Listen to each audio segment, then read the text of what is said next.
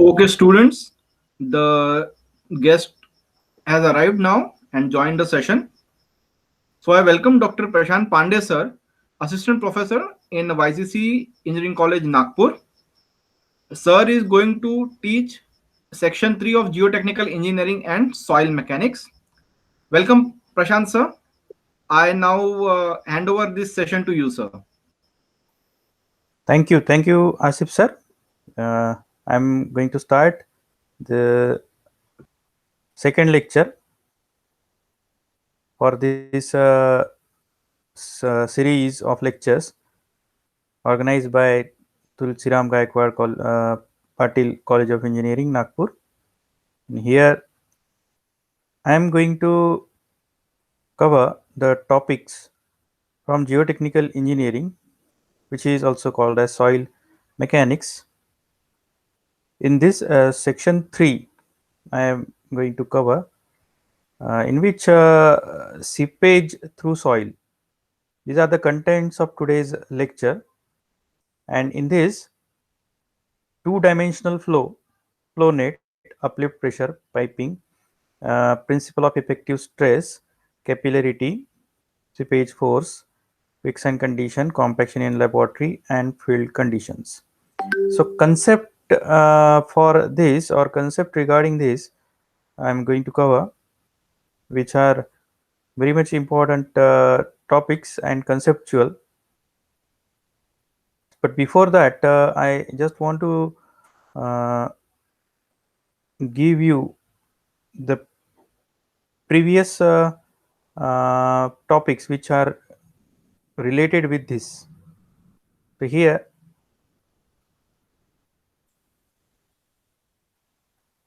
as you know, the soil mechanics, soil is having two basic properties: index properties and engineering properties. It is divided into two properties. Now I am just going to tell you from where this seepage has come. Seepage word has come, or where this place of seepage in soil mechanics. So as you know, index property, there are various index properties of soil and engineering properties of soil. In that, permeability is the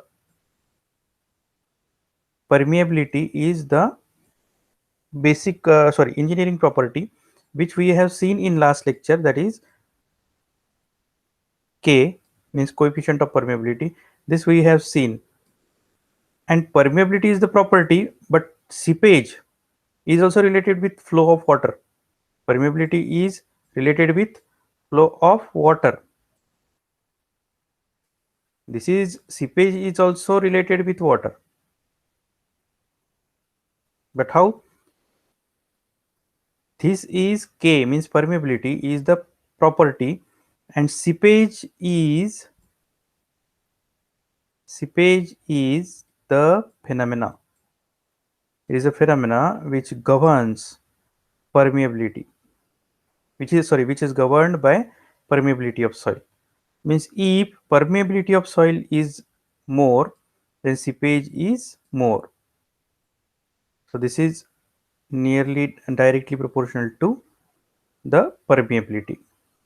Therefore, permeability is required to study seepage. Means we should have the knowledge about permeability. Then we'll see the concept of seepage now. Now in one line I am concluding this discussion that seepage is the phenomena which is governed by permeability of soil. Now see here, to study seepage, we should know the seepage pressure, in which seepage force is, or seepage pressure, we should know, or we should have an idea. What is seepage pressure? It is the force corresponding to the energy transfer. Which energy? Means when the water is flowing through the soil pores, and energy transfer is effected between water and soil. That transfer of energy created a force which is called as seepage force or seepage pressure. and seepage pressure is exerted by water on soil through which that water is percolating, and seepage pressure is responsible for phenomena which is known as quicksand condition, which is another content of this topic. See here it is means because of seepage only the quicksand condition occur. It is the very important in stability analysis of earthen structure subjected to seepage. And here first we'll see seepage pressure and then quicksand condition. Means quicksand condition ये जो phenomena है that to understand this phenomena or in this phenomena the role of seepage force is important and the role of quicksand condition is important in stability analysis. So it is linked parameters, means these all the parameters are important because these are interlinked. Seepage force is exerted in quicksand is applicable in stability analysis. Therefore first we'll see seepage pressure. So here seepage pressure is indicated by PS. See, if H is the hydraulic head or head loss due to frictional drag of water flowing through the soil mass of thickness Z, the seepage pressure PS is given by PS equals to H into gamma W. As you know, when we are taking a pressure exerted on this point X, then if and here pressure is indicated by PS and depth of this point is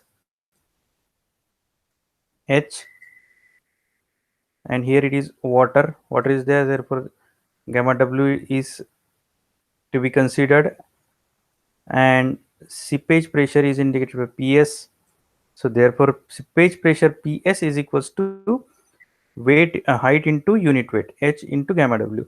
So this is here PS is equals to, here mathematical adjustment is there, Z is considered, Z by Z means 1, and this will be converted, or H by Z is equals to I Z gamma W.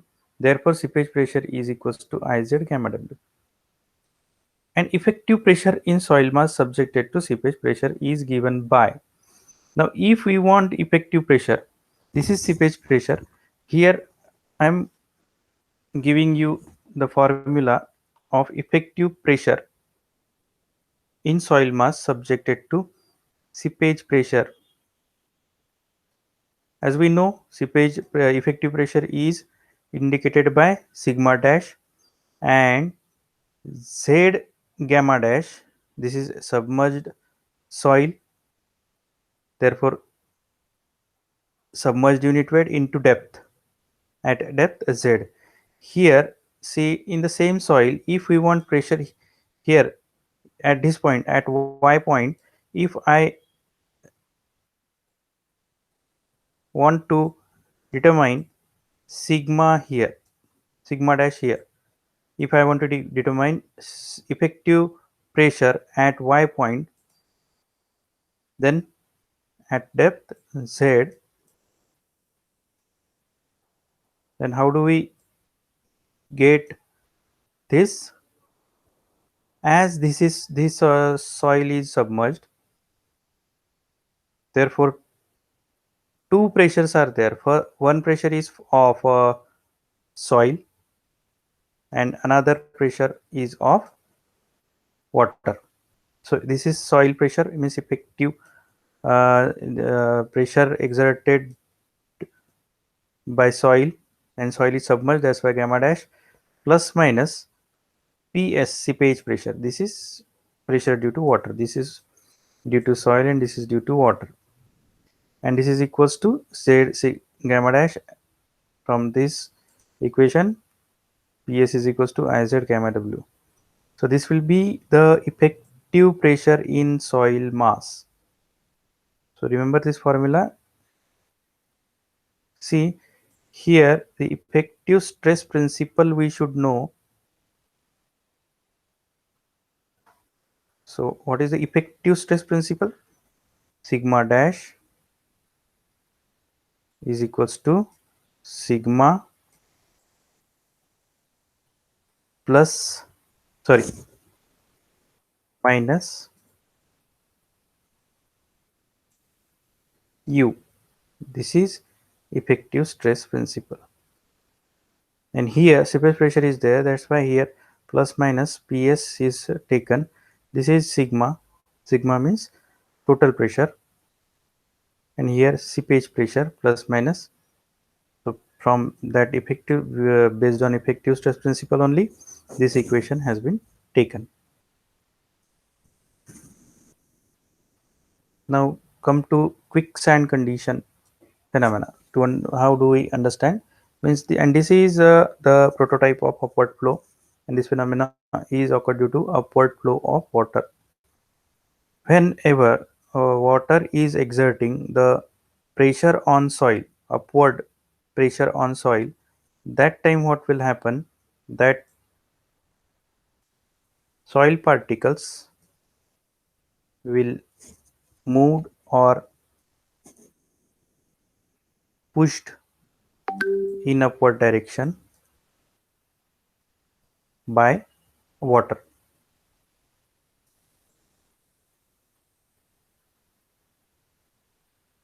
Means this upward flow or this upward force is exerted by the upward flow of water. See here, the one prototype or one model is presented here for understanding the quicksand condition. See in this model, this is over a tank which is connected with the help of this pipe to the soil, which is placed in this jar, in this container. Here the screen is for separation between pipe and this container, and screen is attached, and this depth of soil is Z. This is section AA, which we will require here. Then here the head is small h. Now during quicksand condition, the effective pressure is equals to 0. This condition is required because when the quicksand condition occur, quicksand condition means water is lifted upon by water, and the contact between these particles is loosened. When contact will lose, that time sigma dash is equals to 0. So this condition is applicable in quicksand condition, and here is it is applied sigma dash is equals to 0, and we have sigma dash is equals to Z gamma dash minus PS.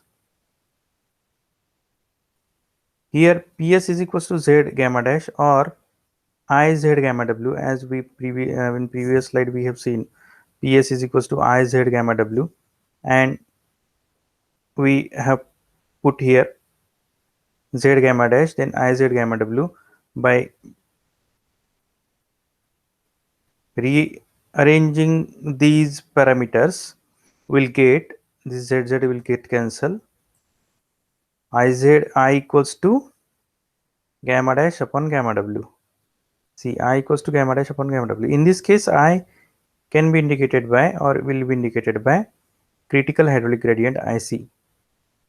And here the formula will be IC equals to G minus 1 upon 1 plus C. This formula is very important. So remember this formula. Then here some numericals or numericals based on this formula may ask in GATE examination. So I had taken here one numerical, small numerical, which is based on the critical hydraulic gradient. Data is given, specific gravity is given, and void ratio is given. specific gravity is 2.67 and void ratio is 0.78. By putting this value in this formula, G minus 1 upon 1 plus E, we'll get critical hydraulic gradient 0.94. So likewise, you can solve this type of numericals. Another topic from this in this is a flow net. The flow net is the application of seepage pressure, or by using that seepage phenomena, we have to consider two-dimensional flow of water like this, and here these lines are called as flow lines and these lines are called as equipotential line, and in between these, the space is called flow channel. In between two flow lines, the space between two flow lines is called as flow channels, and the area covered between two flow lines and two equipotential lines, two adjacent flow lines and two consecutive equipotential lines, that area is called as field.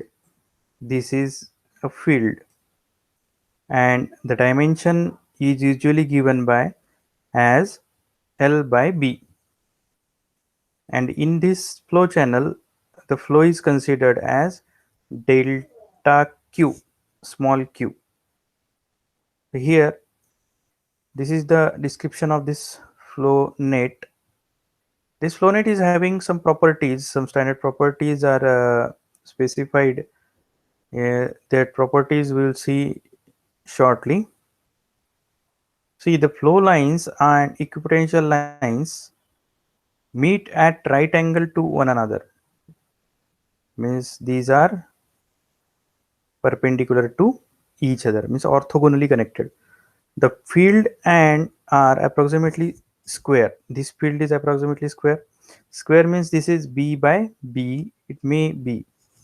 The quantity of water flowing through each flow channel is same, means delta Q, delta Q, delta Q. Similarly, same equipotential drop means delta H equipotential drop will be delta H between two successive equipotential lines. Smaller the dimension of field, greater will be the hydraulic gradient and velocity of flow. In homogeneous soil, every transition or in shape of curves is smooth, being either elliptical or parabolic in shape.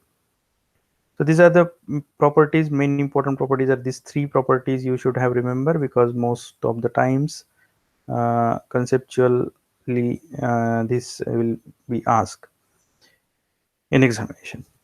So in here, application of flow net. In application of flow net, determination of seepage, determination of hydrostatic pressure. It is also flow net is also used for determining seepage pressure and exit gradient. See here, complete slide is there, but I'm giving you a short idea that in this flow net we can use determining a seepage. So here if we want to determine the seepage,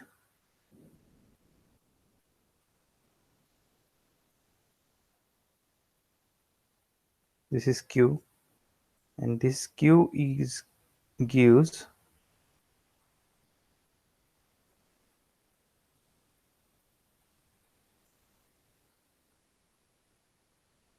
this formula is used for determining seepage. So by using this formula, if number of flow nets, number of flow NF is the number of flow channel and ND is the number of potential number of flow channel, and ND is a number of total number of potential drops.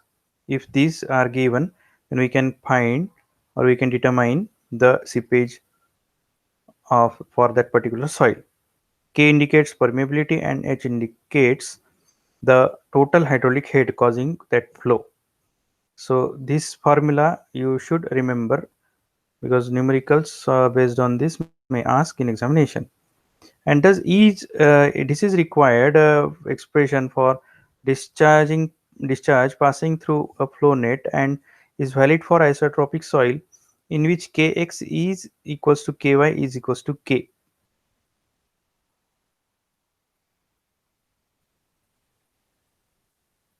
Will for anisotropic soil we'll see the numerical based on this, in which the Kx and Ky is different, that we'll see in numerical. The application of flow net. Second application is determining hydrostatic pressure. The hydrostatic pressure at any point within the soil mass is given by U equals to HW gamma W. So the hydrostatic pressure, this is U is hydrostatic pressure and HW is piezometric head. The hydrostatic pressure in terms of piezometric head means HW is calculated from this equation. HW is equals to H minus Z. So this is also equation. For example, if we want to plot the line of equal pressure corresponding to HW equals 20%, then we have HW is equals to 20 is equals to H minus Z. Then application of flow net in determining seepage pressure. The hydraulic potential H at any point located after n potential drop, each of value delta H is given by H is equals to H minus n delta H. The seepage pressure at any point equals to hydraulic potential or balance hydraulic head, and the pressure is given by H into gamma W, wherein small h is taken as this one, H minus n delta H. So as we have that we know n is the number of potential drops and H is the hydraulic potential. Capital H gives us the head drops. Determination of existing exit gradient. Exit gradient is indicated by IE, and exit gradient can be calculated by using this equation, in which delta H is potential drop and L is the average length of last field in the flow net at exit end.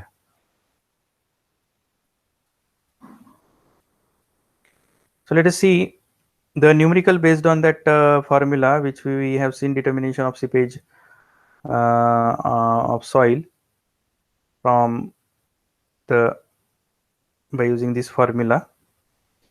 Q is equals to KH NF upon ND. Please remember this formula. This is very important formula, in which K is the permeability, H is total head, and NF is number of flow, number of equipotential drops.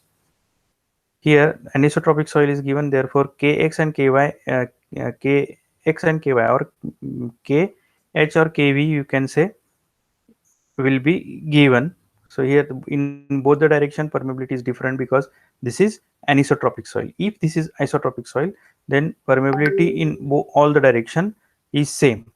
As here it is mentioned that this is anisotropic soil, therefore permeability is different in different directions. So here two directions, horizontal and vertical directions, are given. 4.8 multiplied by 10 to the power minus 8 and 6.8 1.6 multiplied by 10 to the power minus 8, two permeabilities. So here we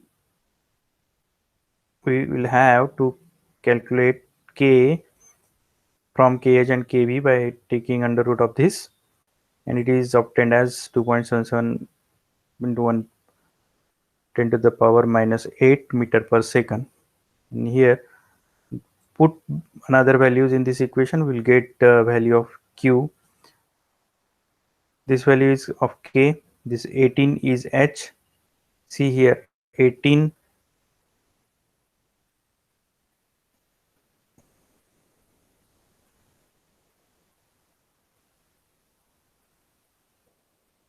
18 equipotential drops, and 4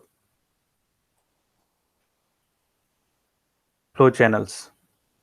So put these data, and 18 meter is the water level, means head, which is taken as 18 here, and it is coming out to be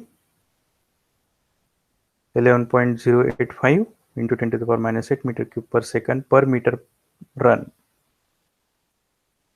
because here it has been asked that quantity of seepage per unit length in meter cube per second. So actual, you just have to remember this one, meter cube per second. Per meter run is additional thing, because here per unit length is has been asked. Then next topic is piping. See here, we will see the content again.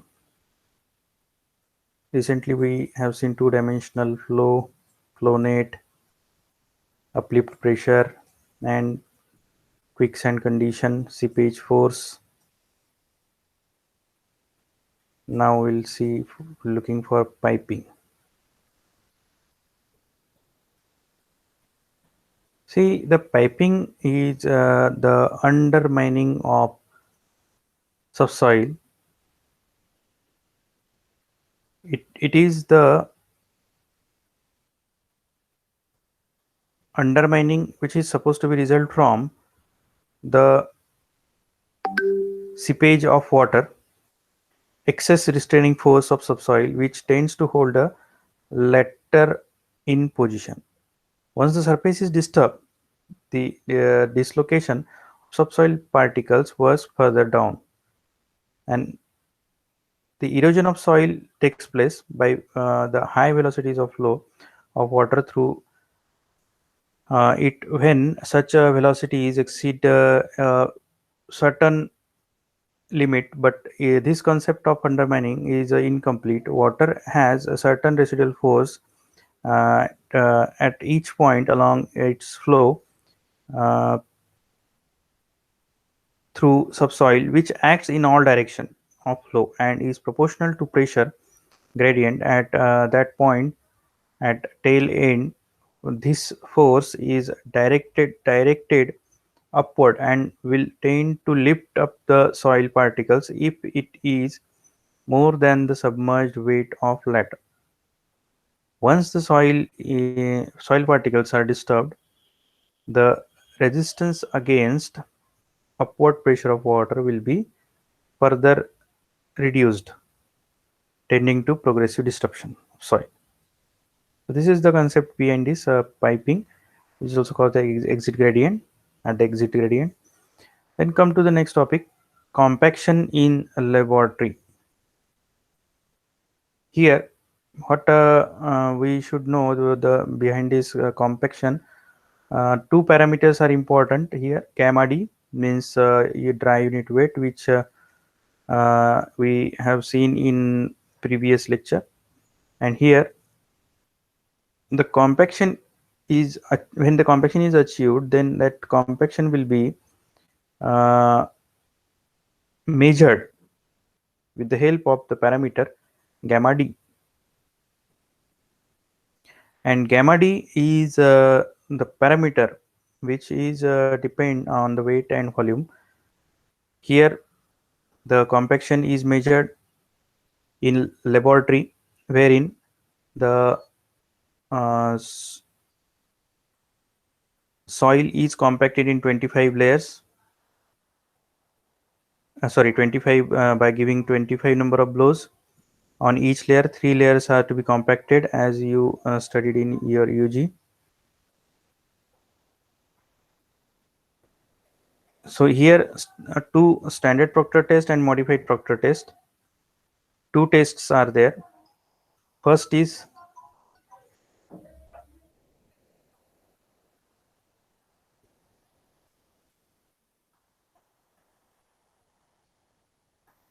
wait for 2 minutes.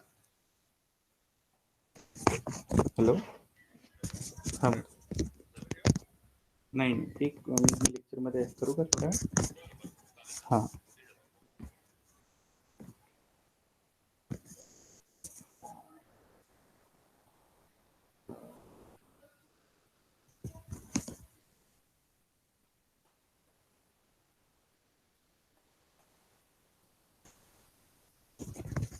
थोड़ा 5 minute के लिए कर सकते हैं, एक urgent ये था, हम पॉज कर सकते हैं क्या 5 मिनट का? हाँ हाँ ठीक है, हाँ हाँ हाँ, we'll wait, take a break of 2 minutes and I'll join. Okay, sir.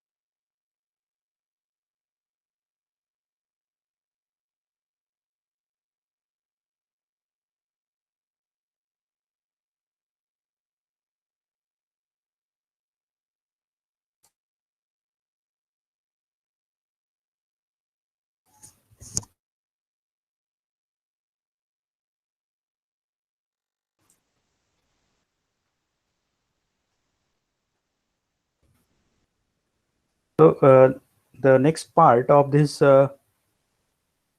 section is compaction in laboratory.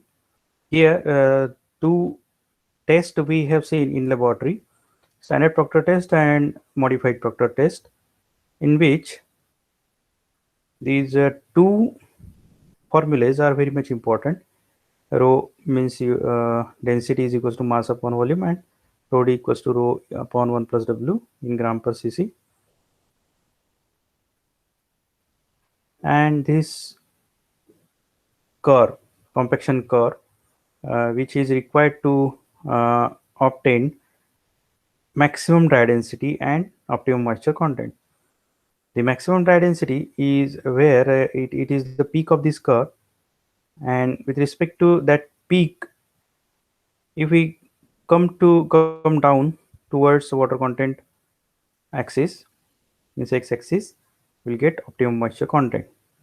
And this is zero air void line, means which is called as uh, theoretical dry density curve, which is a straight line, and this is called as a zero air void line, which is also called as 100% saturation line.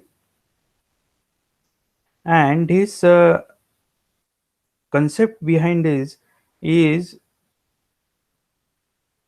the accuracy of this result. The result of this curve is depend on the distance between these two curves. So जितना ये curve zero air void line के पास रहेगा, उतना accuracy उस result में रहेगी. And here I have depicted some major difference between standard and modified Proctor test. Hammer weight in standard Proctor test, it is 2.7 kg, which we should remember.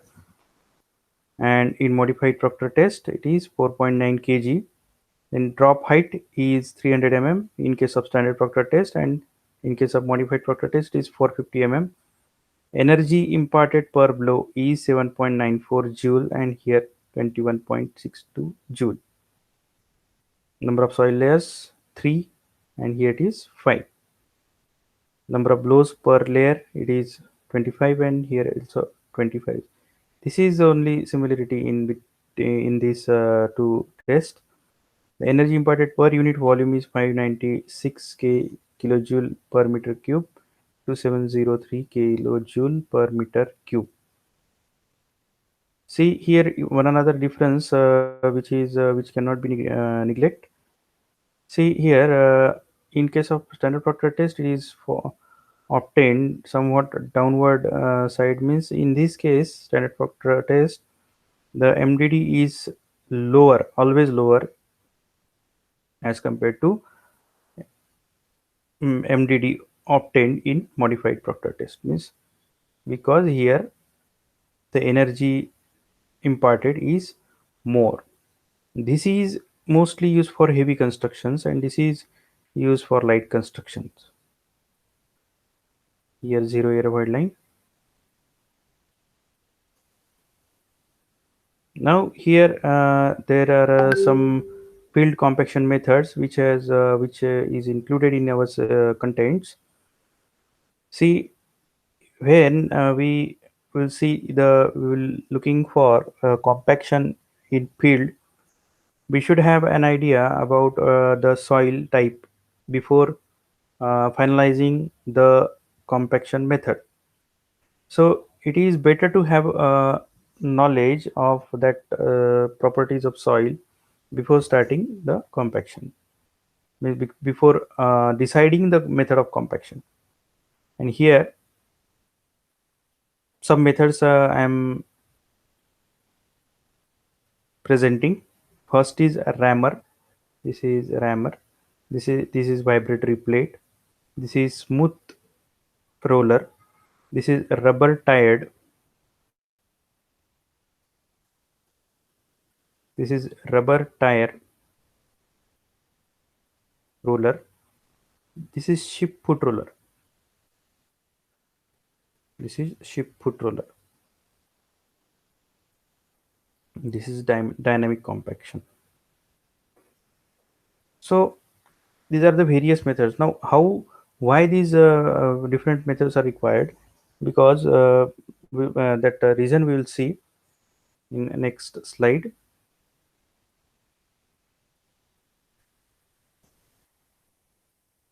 See, various types of soil can be compacted in the field by three methods: rolling, ramming, and vibration.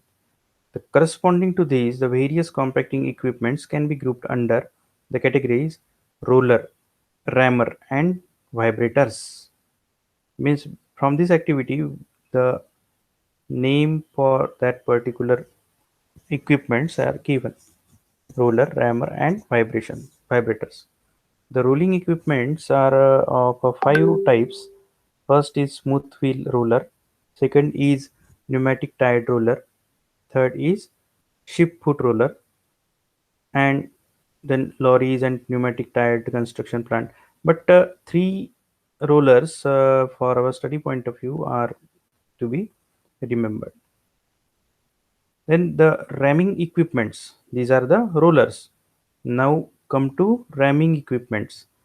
Ramming equipments are dropping weight type, including piling equipment, and internal combustion type, and pneumatic type. These are the ramming equipment. Means dynamic ramming means dynamic load or impact load. The vibrating equipment mounted on skid plates or rollers are of two types. First, dropping weight type and pulsating hydraulic type. So here we have seen, I'm showing you previous slide in which these are vibratory rollers, these are rammers, these are vibratory, and these are rollers. These three: ramming, rolling, and vibrating. These three are important. And here ship foot roller, which is coming under this roller category. Why these kneading point are needle type points are projected? Because this type of roller is used in black cotton soil or cohesive soil, where we required to compact the cohesive soil. There we can suggest this type of roller, which is called as ship foot roller, because this is having that projected points which are giving kneading action. Kneading action is required in cohesive soil because that cohesive soil is having cohesion property, in which a roller will not be work properly. The soil will stuck up on the drum, and uh, that will not be run properly. And where deep compaction is required, there dynamic compaction is applied. Deep compaction, where we need to compact the soil at great depth, then dynamic compaction equipments are used, or dynamic compaction method is used, which is also called as deep compaction.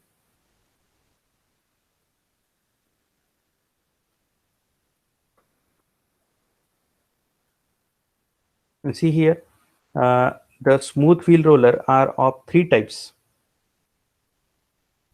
in which the conventional three wheel type roller, which you have seen usually on the roadways, where small village roads are constructed, there three wheel type conventional roller is used with two large smooth faced steel wheels in the rear and one smaller smooth faced drum in front.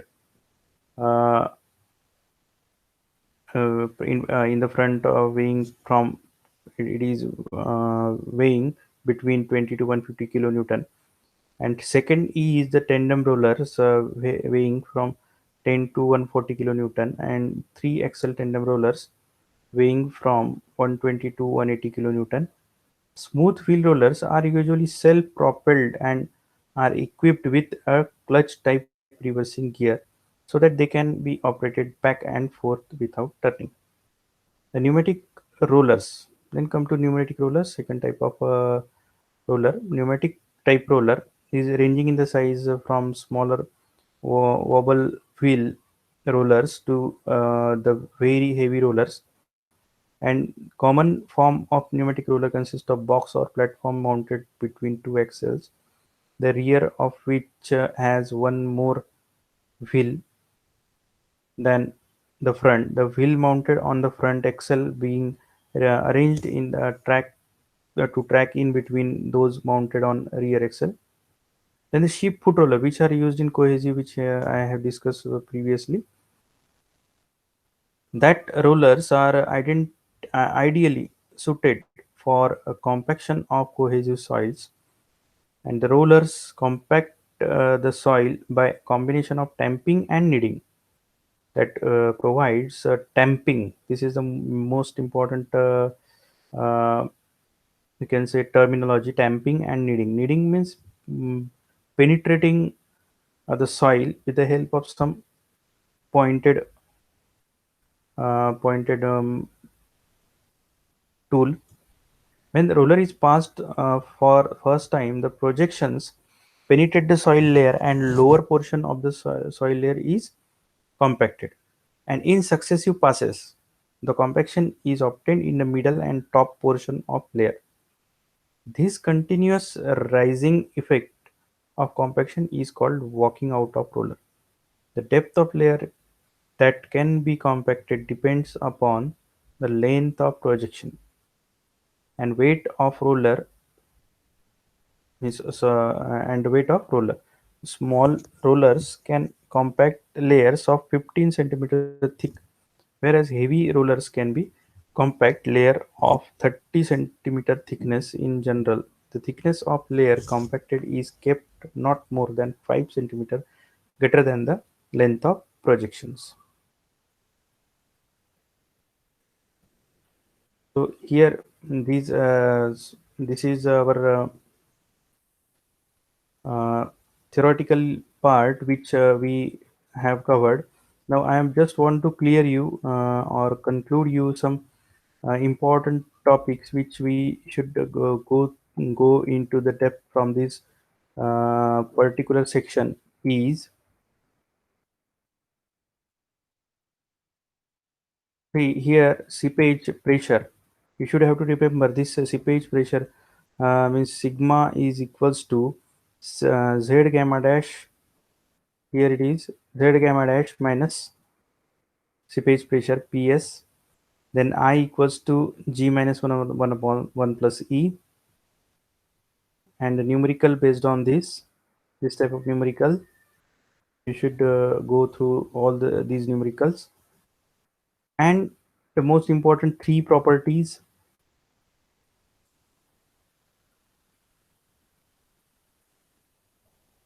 These three properties: first is right angle, then field is square, and quantity of water through each point means delta q delta q delta q is same in all flow channels.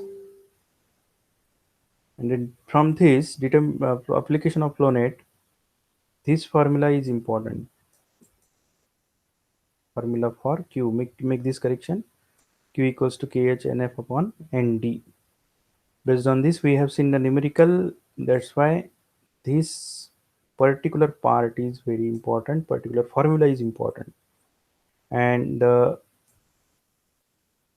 parameters used: number of flow channels nf, number of equipotential drops nd, h is total head, and k is permeability.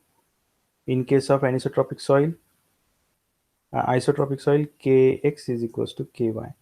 Otherwise what we will have to take: k equals to under root kx ky.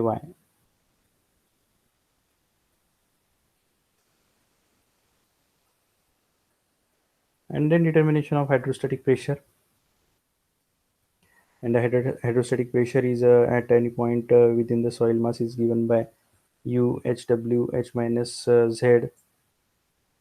Simple example is given here. If we want to plot the line of equal pressure corresponding to hw 20%, then HW is equals to is taken as 20, is HW is taken as 20.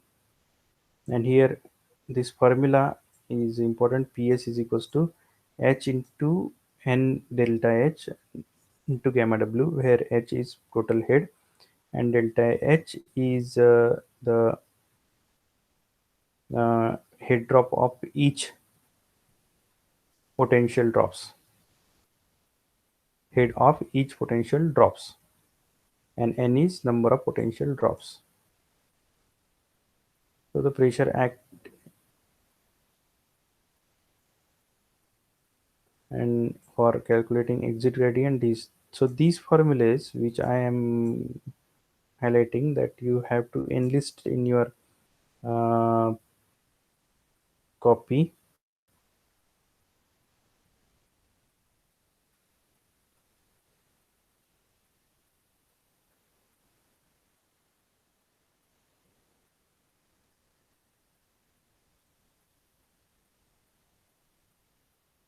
For quicksand condition, sigma dash is equals to 0 for quicksand condition.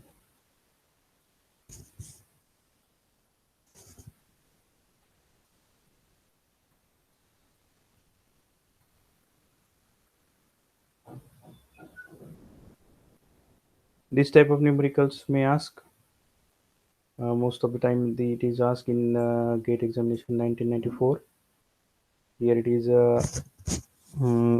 values in meter per second. That's why the answer is coming in meter per second, and it has been asked per unit length in meter cube per second.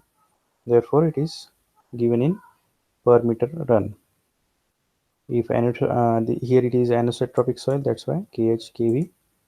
Otherwise, directly if isotropic soil is there, then directly K will be given. And concept of piping in standard Proctor test, these formulas are important for calculating water placement of water. These numbers you should remember for standard Proctor test and modified Proctor test. And here types of rollers and vibrators and rammers you should know, and where and type of soil. So this is today's lecture, and now if you have any question you can ask me.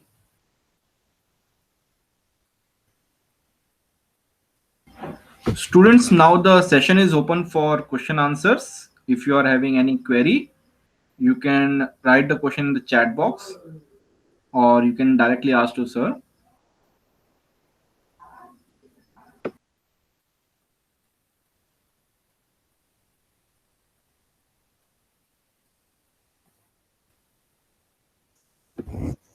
Okay, sir, the students are not having any doubt. They have understood each and everything that you have told here. Okay, then shall we conclude the session? Yes, sir. The session can be concluded. Thank you very much, sir. Okay. Thank you, Asif sir. Thank you.